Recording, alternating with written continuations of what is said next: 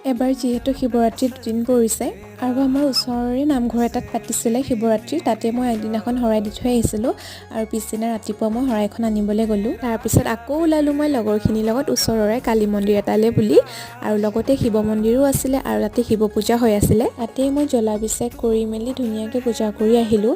আৰু মন্দিৰলৈ গ'লে মনটো এনেই ভাল লাগে নহয় জানো, কিবা এটা শান্তি পোৱা যেন লাগে। তাৰপিছত আমি ছাডেনলি প্লেনিং এটা কৰিলোঁ যে আজি শিৱৰাত্ৰি বুলি চবেই মিলি কিবা এটা বনাই খাওঁ আৰু চবেই ফূৰ্তি ফাৰ্তা কৰিলোঁ এনেকৈ।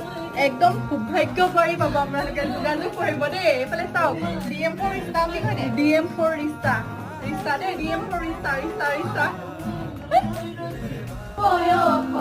তুমি ভবিছিলা চোতালতে পাৰি নগাধাৰীৰ ওপৰত তোমাকে তুমি জুমি চালো জানৈ। আৰু এনেকৈ শিৱৰাত্ৰি বুলি প্ৰথমতে মেগী খালোঁ, তাৰপিছত ঘোটা আৰু পায়স বনালোঁ, আৰু ঘোটাটো মেইন আকৌ দেই।